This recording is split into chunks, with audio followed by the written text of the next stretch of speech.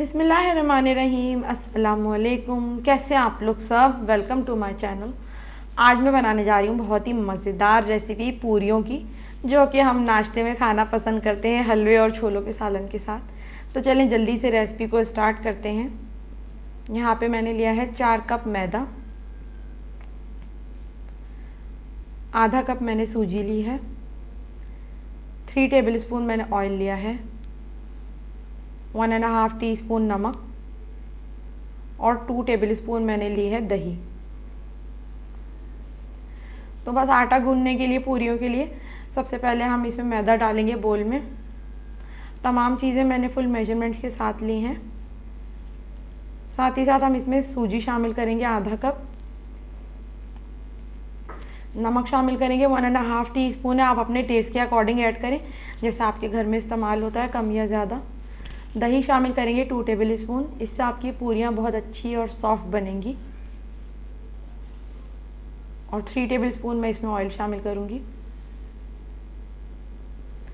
तमाम चीज़ों को अच्छी तरह से मिक्स कर लूँगी बग़ैर पानी डाले।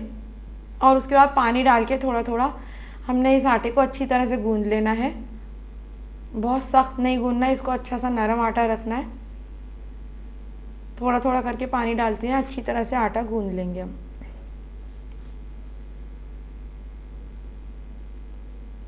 यहाँ पे देखिए आटा मैंने गूंद लिया है। आटे को मैं ढक के 1 घंटे के लिए रख दूँगी। 1 घंटा हो गया है, आटा देखिए बिल्कुल अपनी सही शक्ल में आ गया है, ठहर गया है। साथ ही साथ थोड़ा सा ऑयल लिया है मैंने, तो हम पूरियों के लिए पेड़े बना लेंगे। सबसे पहले मैंने ऑयल थोड़ा सा अपने हाथों में मल लिया है ताकि आटा चिपके नहीं। एक पेड़ा हम लेंगे और इसको इस तरह से फोल्ड करते जाएंगे। बहुत आसान होता है ये पेड़ा बनाना। जितनी बड़ी आपको पूरी बनानी है उसी हिसाब से आप पेड़ा ले लें, छोटा या बड़ा जैसे भी। और पेड़े बहुत आसानी से बन जाते हैं क्योंकि आटा हमारा अच्छी तरह से ठहर गया है, बहुत अच्छा गूंदा हुआ है, ठहर गया है। यहाँ पे देखिए मैंने पेड़े बना लिए, इनको मैं 10 से 15 मिनट के लिए रेस्ट पे रख दूँगी। अब जिस भी काउंटर पे आप बना रही हैं पूरियाँ, वहाँ पे आपने हल्का सा ऑयल लगा लेना है इस तरह से, क्योंकि आटा बहुत तेज़ी से चिपक जाएगा। तो इस तरह से आपने थोड़ा सा ऑयल लगा लेना है ताकि थोड़ा ग्रीसी हो जाए। एक पेड़ा उठाएंगे और इसे बेलने की ज़रूरत नहीं है कि हम बेलन लें, हम अपने हाथों से ही फैला लेंगे, बहुत अच्छी ये फैल जाती हैं। दूसरी तरफ ऑयल भी मैंने गर्म होने के लिए रख दिया है। इसकी शेप थोड़ी आगे पीछे हो जाए, लेकिन पूरी आपको अच्छी तरह से फैलानी है। ऑयल आपका अच्छे से गर्म होना चाहिए। अगर ऑयल अच्छा गर्म नहीं होगा पूरी फूलेगी नहीं। थोड़ा सा चमचे की मदद से इस तरह से प्रेस करेंगे